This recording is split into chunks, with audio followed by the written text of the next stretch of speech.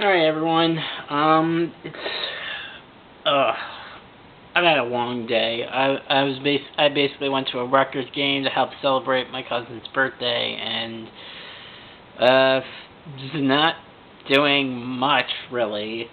But I guess in the meantime, we can just jump right into the next episode of Friendship is Magic, and it's honestly an episode that I think kind of hits close to home reviewing it now compared to when it first came out, but let's just say it's a subject matter that I have a bit antsiness trying to discuss. Alright, any case, Business Forever Philly. So this episode starts out at the Canderlot boutique that Rarity has, as Sassy and her basically organize, well, everything, and things seem to be going well until Rarity basically decides to open a photo book of her and Sweetie Belle. And she gets over emotional about it and comes to a horrible realization.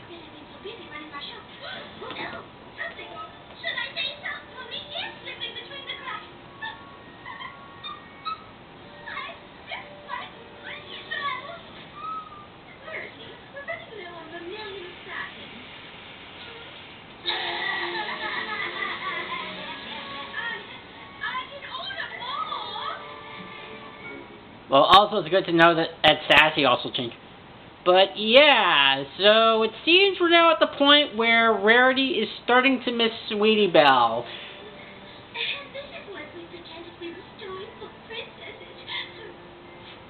And here, we pretended we were on a dangerous yet stylish safari. So many wonderful memories. So yeah, you're probably wondering why all of a sudden this is coming right out of nowhere. I mean, I guess to be fair, ever since Sisterhood Social, Rarity has started to become more appreciative of Sweetie Belle, and I think because that Rarity has been busy following her dreams, she hasn't been spending time with her sister all that much. Even though there have been points where they have been spending time together, so again, this kind of feels like that this is coming out of nowhere.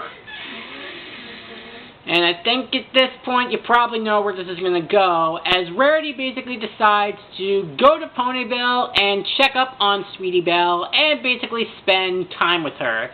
As we see that Sweetie Belle and the CMNC are riding a mattress down the hill, or whatever that is.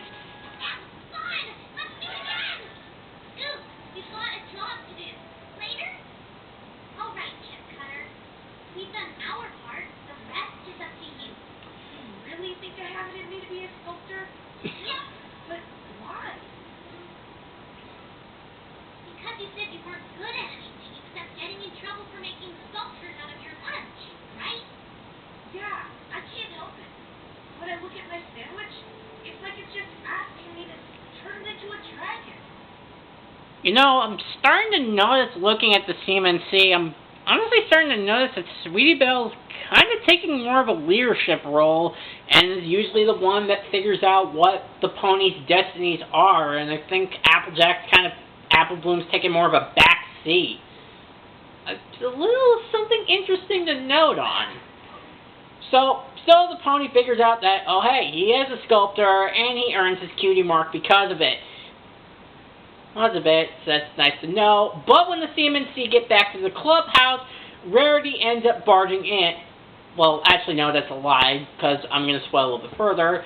But you know that little Pegasi from Philly Vanilli that had that cute senior with the dog? Well, she's back, and she approaches the CMNC with a problem.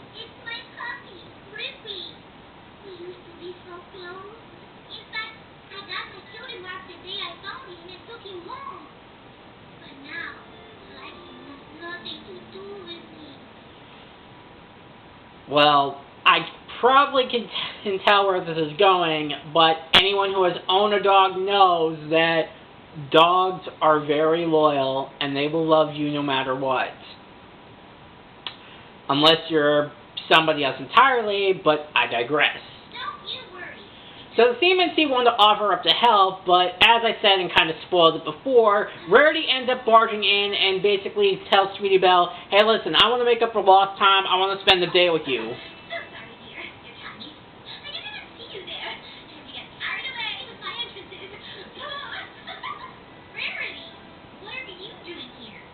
I am here to spend the day with you. I'm so excited I can practically think. You don't have that bathing pouch in here, do you? Yeah, that's another thing I also noticed is that Rarity has basically stopped basically using those over-dramatic couches like that's what I'm sitting in whenever she gets over-dramatic about something. I think she stopped eating ice cream while we're at it. No. Oh, of course not. It's a treehouse. That would be Trados. Right. Well, So, basically, Sweetie Belle tries to talk her way out of it, but Apple Bloom and Scootaloo say, listen, we can handle the situation, you spend the day with Rarity, and it doesn't seem, and at first she seems excited about it, but we see her first reaction when Rarity takes Sweetie Belle to see a puppet show. what? It's just, I know how much you love these puppet shows. I did. Oh, just like old times. You, me, creepy popcorn. It's like no time passed at all. Well, unless the puppets were actually either the Sesame Street characters or the Muppets, then she would probably get excited about it. So while that's going on, we see that, the dog from that same episode that was just a puppy has gotten significantly larger 3 seasons later. Well, 2 2/3, but that's besides the point.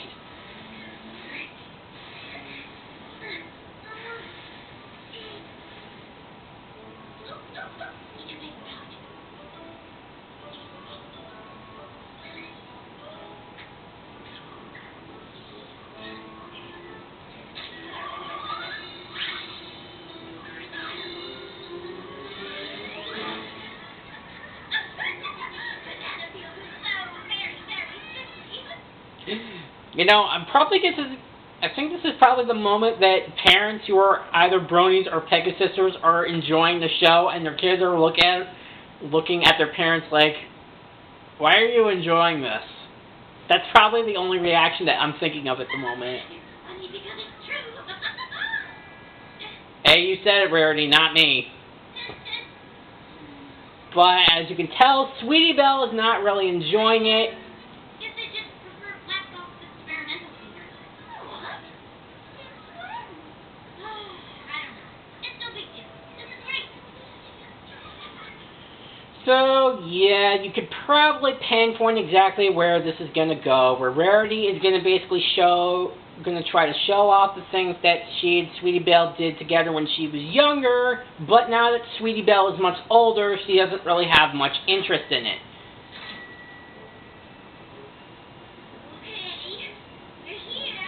As their next stop is the ice cream store, and basically, they basically get a special ice cream that is much smaller.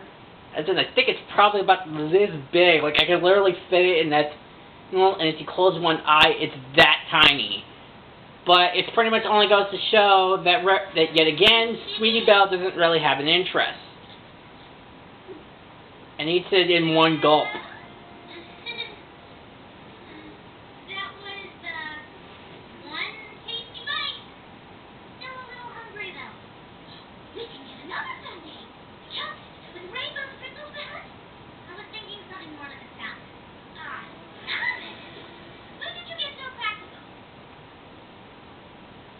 Well, I think also when you get more healthier choices, because I wish we would probably follow along that better. Well, I wouldn't say we, I'd say me, but anyway, so Rarity tries to pinpoint what exactly is wrong. The CMNC try to help the dog out, but the dog doesn't show any interest. And back at the Rarity subplot, things don't really get much better as Sweetie Belle has absolutely no interest. Who's a good puppy? Who's a good puppy? You're the good puppy. Let's be honest, we all say that to our dogs, even if they're not puppies anymore.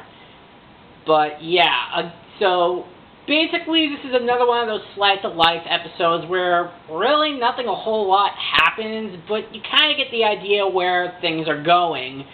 And as the dog doesn't really have any interest over at the CMNC subplot, and meanwhile at the Sweetie Belle subplot, Rarity basically tries to help out Sweetie Belle as Sweetie Belle vents her frustration to Scootaloo and Applebloom.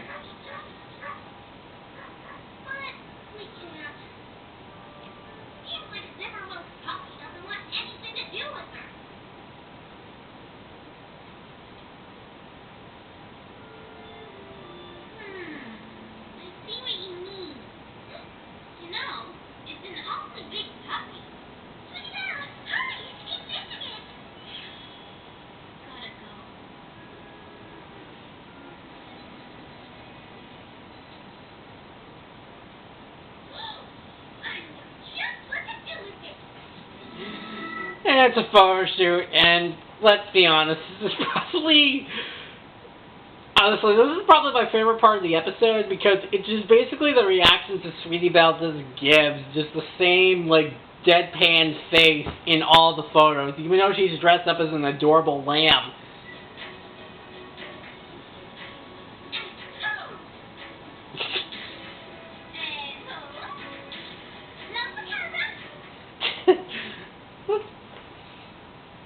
Let's be honest, this is probably the most relatable scene in the whole episode because it's those reactions where basically the parents force you to be part of a family photo, but it's like you don't want to be there at all. You just get the same deadpan reaction, but don't even care in the slightest. But finally, Sweetie Belle basically reaches to her boiling point and finally vents her frustration to her sister and explains what the problem is.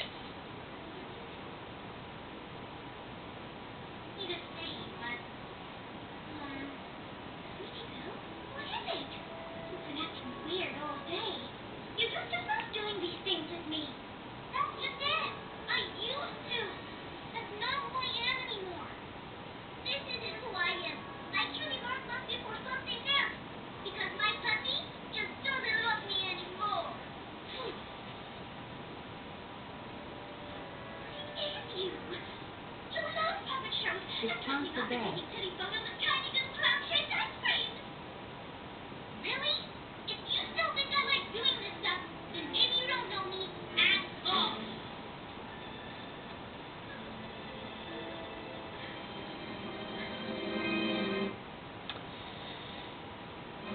Yeah. So yeah, I guess it pretty much just goes to show that I guess because Rarity has been working a lot of the time at the boutique, she's barely been around seeing her sister growing up. And speaking of sisterhood social, now that I think about it, I think because that she's been working and because she's had very little time to see Sweetie Belle grows up, I guess it kind of makes sense, even though Rarity's now trying to achieve her dream as being a fashion designer. Please don't talk to me like that. Not after everything I just spent the whole day of doing a thorough favorite thing. I mean, accusing me of not knowing her. I know her better than any folks. Thank you, Twisty. Poor Twisty. My sister is being unappreciative right now. Well, I think let's just say that you haven't really been focusing on that, but let's get to the point of the episode where Sweetie Belle finally gets fed up and basically tries to talk to Zipper Will to try and figure out what's going on with her puppy, who I think pretty much at this point is now a full-grown dog. That might be your problem right there. Come on.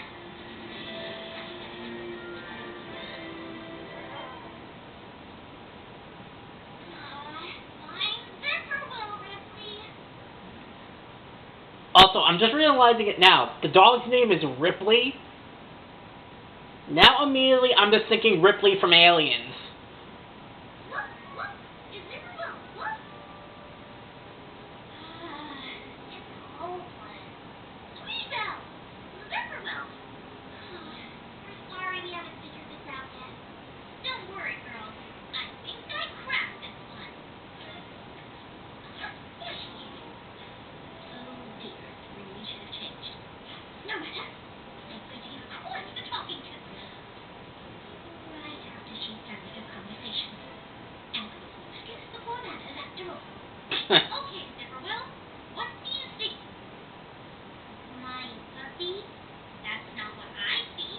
I see a full-grown dog. She did get bigger, I guess. You guess? Well, like I said, this is the second time in the whole show that we're seeing you, and your puppy grown up gigantic in the 3 seasons that you were in since then. But again, your kid, semantics. He's not just bigger, he's older, too. You don't still play with the same toys from when you were a fool, do you? Oh. Ooh. Bigger is a little small for him now. It's just hard for me to believe he's not the same adorable little guy I found anymore. I understand. But doing things like you used to won't turn him back into a puppy. So, what do I do? Treat him like the dog he is, and find new favorite things to do together. You think so? I know so. So, yeah, this has kind of been the moral that, honestly, I have been kind of tiptoeing around because it's the kind of moral that I admittedly have anxiety about. And that's essentially basically seeing creatures and people and extension ponies growing up around you, and that the things that you've done that you were younger are not really the same as they are today, okay? Because they're completely different people. They got older, they got wiser, their interests have changed, and this is pretty much the episode that basically shows what happens during the passage of time, where we see that these characters are getting older. Really think about how young and naive the CMNC were all the way back in Season 1. Over the course of the series, ever since Season 5, we see them become more mature and we see them grow older.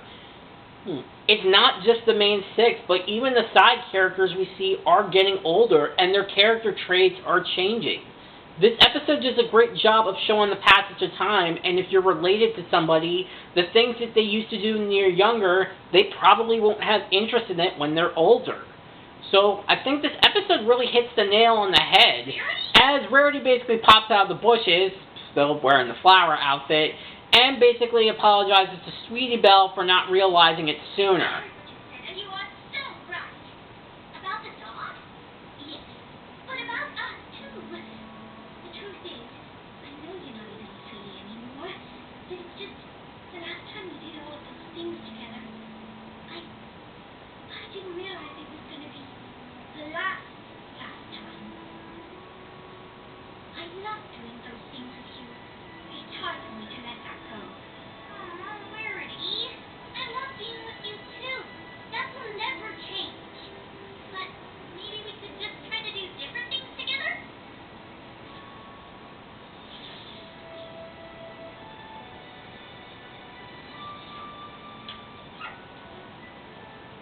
What is it, puppy? I mean, Ripley. Like I said, even if the dog is full grown, we still refer to them as a puppy. Peach is 9 years old, and I still call her a little girl. But anyways, both problems are essentially solved now pretty much, as basically Zipper will, thanks to CMNC, and Rarity and Sweetie Belle basically go to the ice cream store, but get more full-size ice cream that honestly looks really delicious. I didn't realize your idea would be such a delicious one. I don't know how I'm going to finish this. Oh, I'll help you.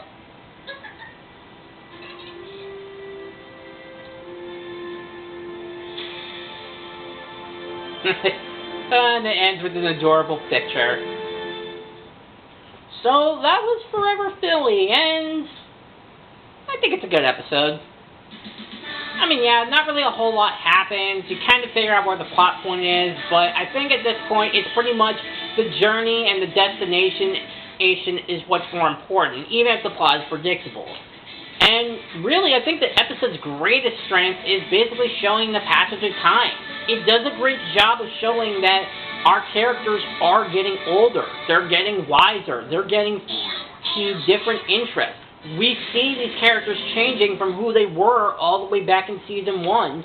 So this episode did a great job showing what happens through the passage of time. Like I said, nothing really a whole lot happens, and you kind of figure out what's going to happen, and honestly, there were a couple of moments the episode did leave me in stitches. So, as a whole, I honestly think the episode probably gets an A-.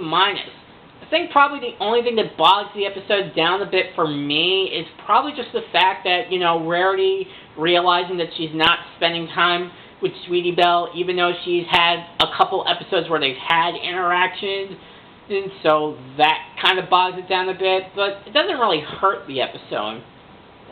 So, as a whole, I think Forever Philly is probably an A-.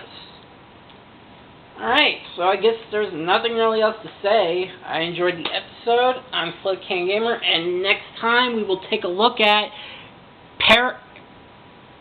parental guidance. I'll see you guys next time. Bye.